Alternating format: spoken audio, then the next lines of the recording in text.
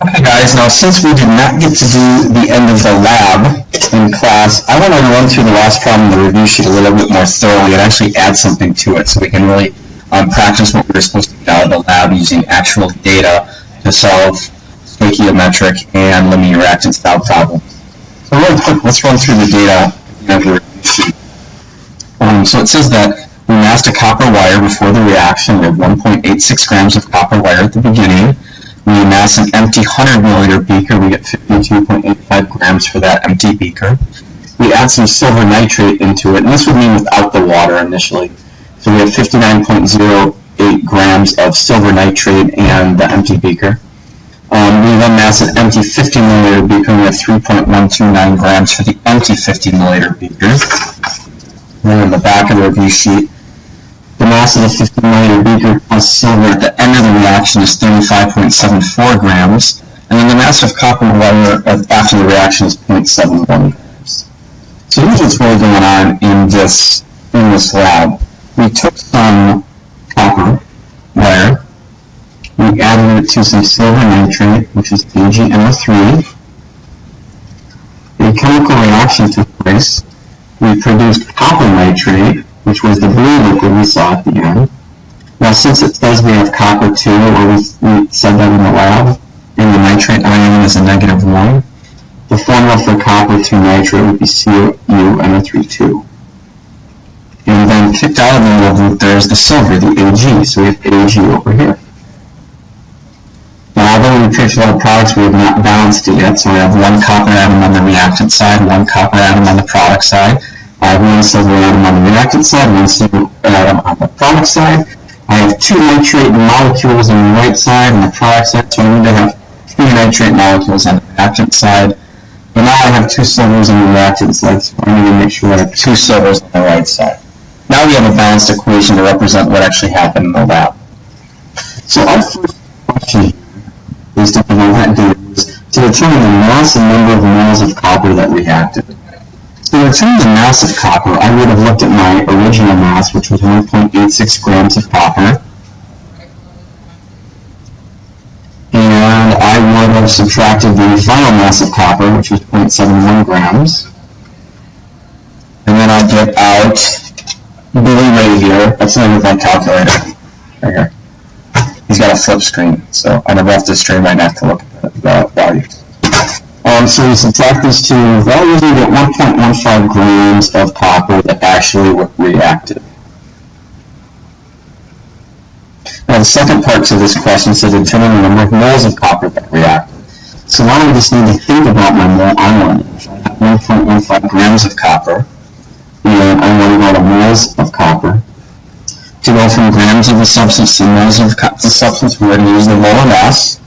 And if we look at copper on the periodic table, it shows us that 1 mole of copper would be equal to 63.55 grams of copper. I'm going to set up a ratio.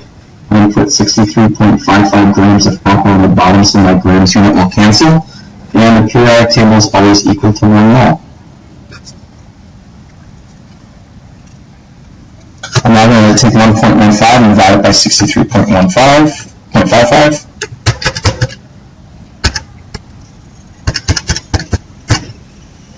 And then we get 0.0181. Now this was nice enough to say, make it accurate to 3 sig figs, and I hope you're saying, yeah, I know, because it's 3 sig figs right here. Leave me alone, problem. Stop bothering me. But 0.181 would be the best answer then for this, moles of copper that reacted in the reaction. And for question 18, it says determine the mass and number of moles of silver produced. So for this problem, we look at our mass of beaker plus silver at the end of the reaction, we see that the total mass was 35.74 grams. So again, this was our beaker plus silver. We then subtract the mass of just the beaker, 81.92 grams, just the beaker. I'll do a little button pushing thing on the calculator. We get 3.82 grams of silver. Now this was massed in the lab, so this is what was actually produced. I'm going to add a little extension to this question later. And now if I we turn grams of silver into moles of silver, we set it up. This is really just a mole ion problem. I haven't done any stoichiometry yet because I haven't used any balanced equation ratios. I want to go to moles of silver. I would just multiply by the molar mass again. On the periodic table, it tells me that 107.87 grams of silver is equal to 1 mole of silver.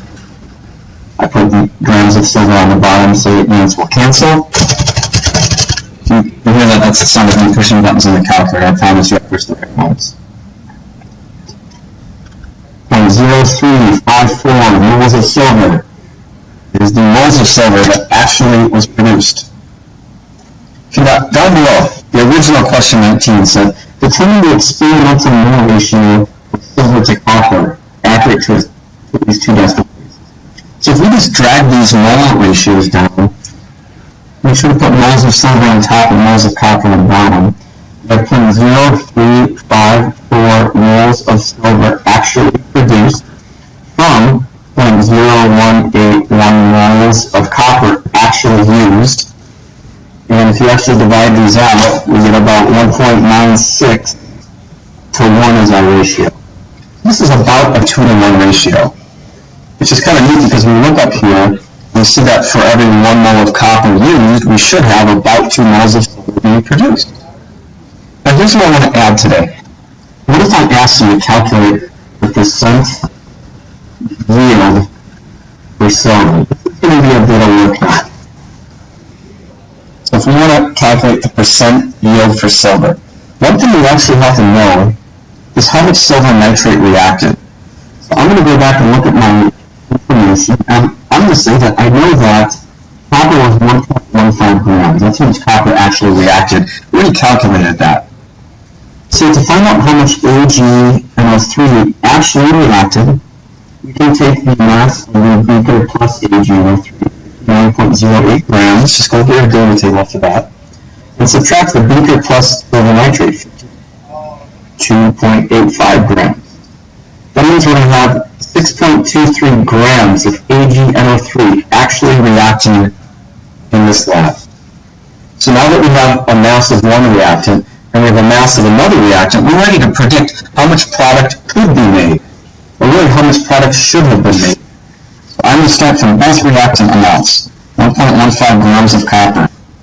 I'm going to get down here, 6.23 grams silver nitrate.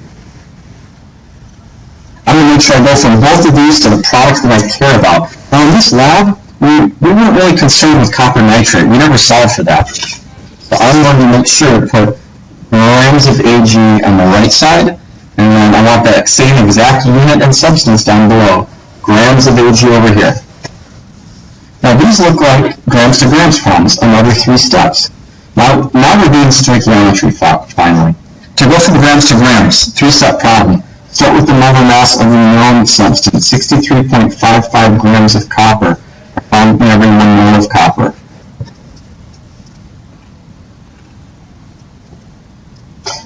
According to the balanced equation, 1 mole of copper should produce 2 moles of silver. And then the molar mass of the unknown substance, 1 mole of silver has a mass of 107.87 grams.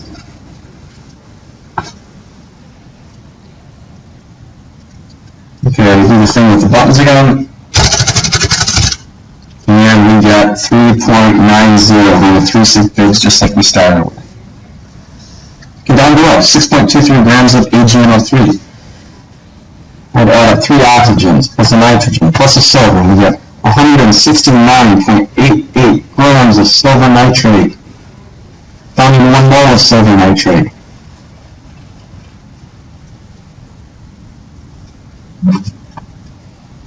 My balanced equation says for every 2 moles of silver nitrate reacting, we produce 2 moles of silver. Although it's a 1-to-1 ratio, I'm going to keep it as 2 to 2. I'm never going to change these. I'm just leaving myself more room for mistakes. I'll leave them. And then again, we already looked at it above. 1 mole of silver is 107.87 grams of silver. Over here, push some buttons. We get 3.96 grams of silver produced according to this amount. Okay, let's sit and think about these two numbers for 5 seconds.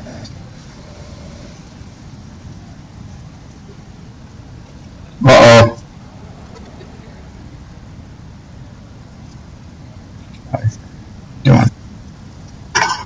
How much silver can actually be produced? That lesser value. This means we should have produced 3.90 grams of silver. We call that should have, or the predicted value, the theoretical.